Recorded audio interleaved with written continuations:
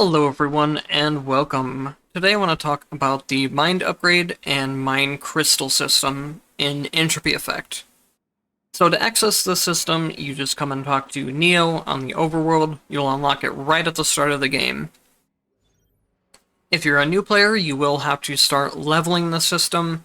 The currency gained to level it is done just by playing runs. The benefits of leveling up the system are increased max HP every time you start a run, and buffs that get applied to runs as well. These buffs come in the form of Mind Crystals, which can be replaced freely based on what you want in your run.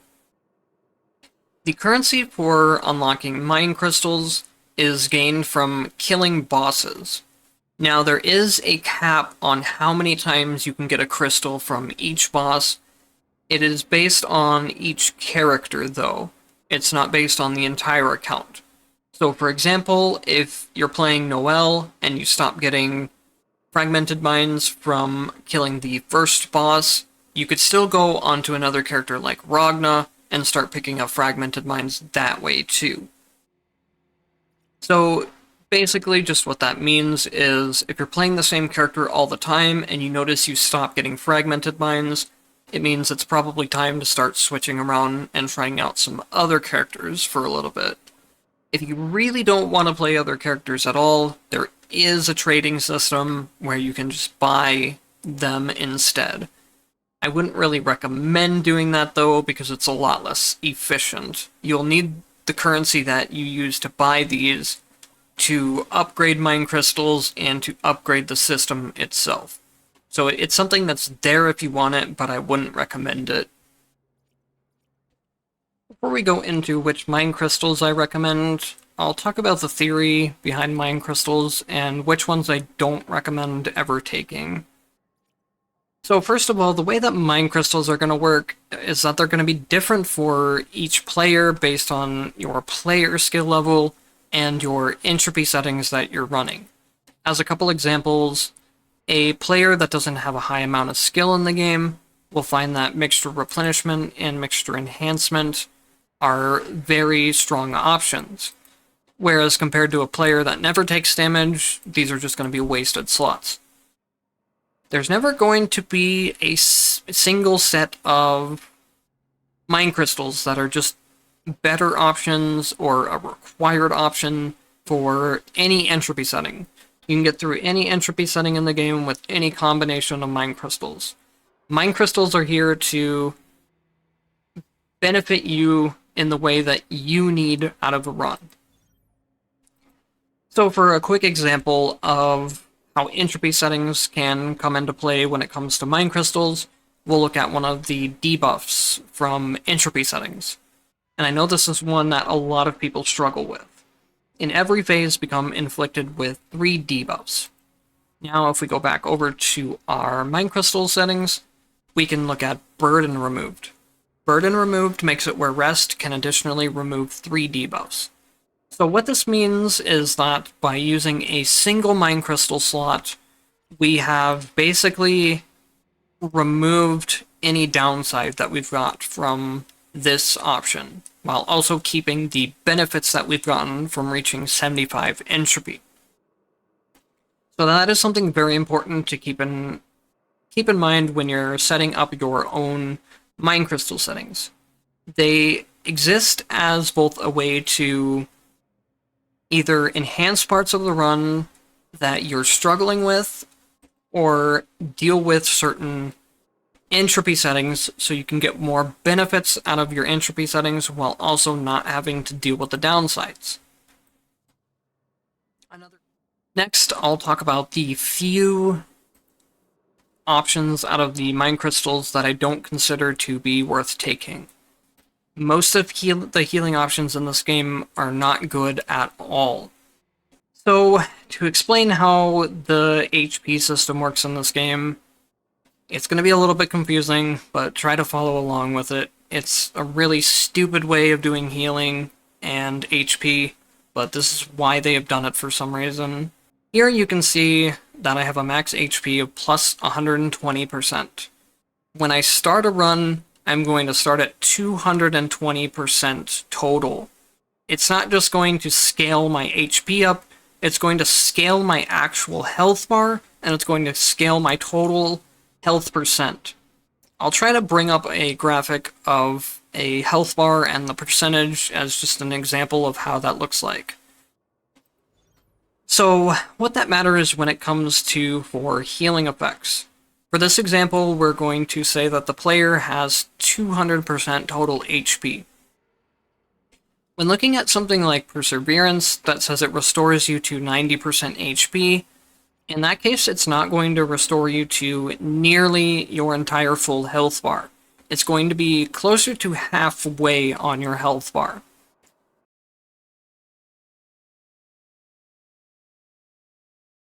This makes a lot of the healing options in the game very bad because they don't scale up with your character. So for example, a 10% HP is going to do next to nothing for you if you have 300% HP. That's going to be a very, very tiny amount of your health bar. Now, Perseverance is one that I started with because it sounds like it would be extremely overpowered, but it's not. I do still consider this a worthwhile healing option. The other healing options I recommend are Not Dead Yet, are the other terms in terms of defensive options, not necessarily healing options. Not Dead Yet is a good defensive option, Vengeful Wrath is a good defensive option, Mixture Enhancement and Mixture Replenishment are also both good healing options. The rest of them just statistically do not work out well, based on their low percentage of healing and the fact that this healing does not scale up to your total HP. Again, I don't know why they have designed this game this way. It makes things very unclear in a lot of situations, like when it comes to Mind Crystal healing. Real quick, I want to talk about how broken Mixture Enhancement and Mixture Replenishment is. Mixture Enhancement makes it where mixtures restore an extra 80%. They already do a base of 80%, so you'll get a total of 160% HP anytime you use a mixture, and then Mixture Replenishment makes it where you can do that up to 4 times per run. So last of all, we'll go over some options that I recommend based on each type of their traits. Like I mentioned before, Mind Crystals are going to be used for whatever you feel like you need to fix in your runs. If you're taking too much damage, look for some defensive options. If you need certain types of utility, then you take those. If you want more damage, you go for offensive options. You can mix and match these in any kind of way you want. There's no one specific build that's going to work for every player and every difficulty. When it comes to offensive options, Acceleration and Bloodthirst are extremely high damage modifiers if you can manage to keep your combo count and your kill count high. Now the downside is that if you ever take damage, then your combo count and your kill count go away, and your damage will just fall off at that point. So that's something you need to keep in mind if you want to play around those. Are you skilled enough to not take damage consistently? If you're taking damage often, then these are not going to be good options. If you don't take damage very often, then these are extremely strong options. Giant Slayer is an option where it'll just work no matter what character you are, no matter what difficulty you're on. Having extra boss damage is never a bad thing. Infiltration is one that you can stack up very easily. Debuffs can be obtained from most of the tactics. There's stuff like Burn, Rend, Ice, Poison, there's Blind, there's tons and tons of debuffs in this game. So this is very easy to stack up, and you can get it a lot higher damage compared to... You might be wondering why Straightforward and Domination aren't on this list. I don't take these most of the time unless I just really have an extra slot that I don't need. So with straightforward and domination, it's a 30% damage increase, but it only applies to attacks or skills. Whereas with infiltration, it's a 20% damage increase per debuff. And you can, like I said, you can very easily get to multiple debuffs in this game. So infiltration will be applied often, and it will apply to all of my damage sources, rather than just domination or straightforward. That's just a short explanation on why I recommend infiltration instead of domination and straightforward. You can run both or all three of those options if you have the slots for it. That's going to be up to you. Violent Impact, I think, is something that's pretty underrated. I don't see a lot of people use it or talk about it. It is something that you can take that will benefit the early game of your run. If you're a character like Rachel, who tends to struggle before getting potentials, Kokonoe kind of struggles, but she also kind of struggles to do this wall impact damage, so she's not as good of an example. I would say Rachel is probably the best example. With Rachel, she doesn't do a whole lot of damage or have a whole lot of good moves until you get specific potentials. Whereas with Violent Impact, you can just kind of spam your dash attack and push enemies into walls. It will kill them very quickly while your character is weak. It can apply to a lot of other characters as well. I just think Rachel's the best example of it. Now, one thing to consider is that Violent Impact won't be doing a whole lot of damage in the later parts of the run when enemies get more HP. It's more of something you take in order to give yourself an easy time through the early stages. And then last of all, we have Expanded Foundation, which gives you more MP to work with. Pretty much any character can use MP effectively. Some characters want it more than others, but it's never a bad option to take. When it comes to utility options, these are probably going to be things that affect a run in a certain way that you want it to. Some of these are just generally good, like Discount, for example. I've talked about just being a very generally good option for getting a free upgrade anytime you visit a shop, or a free heal, that type of thing. Potential Discovery is also very generally good, but it becomes even better when it comes to high entropy stuff, and we'll talk about that later. Chance Boost is a situational thing, where if you're going for a certain elemental tactic build, you pick this up, and you'll see that tactic almost any time there's a tactic selection. It's not quite a guaranteed chance, but it's very, very high chance. And then last of all, we have Solo Performance and Starting Well Off. If you're going for a run where you want to get a lot of potentials, you need to make a way of getting a lot of money, because high entropy settings and earning money for shops is the best way to gain upgrades in this game. You get up to 3 shop refreshes, which means you can get up to 6 upgrades per shop. You just need to have the money to actually spend on them. So Solo Performance does require you to perfect kill bosses. This is actually something that's also just very generally good. If you're able to perfect clear at least one boss throughout the run, then you get good value out of this from being able to buy in shops. If you're clearing any more than one boss perfectly, then you start to get a lot of value.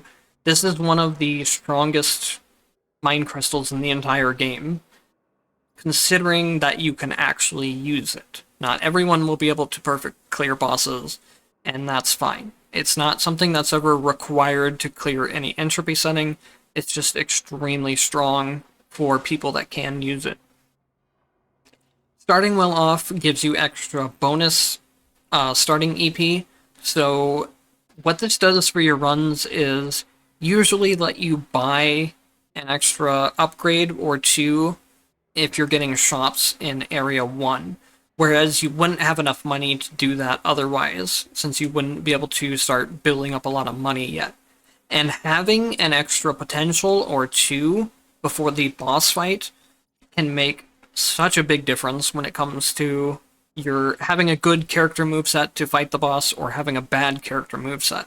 So starting well off is something I'd really highly recommend trying out.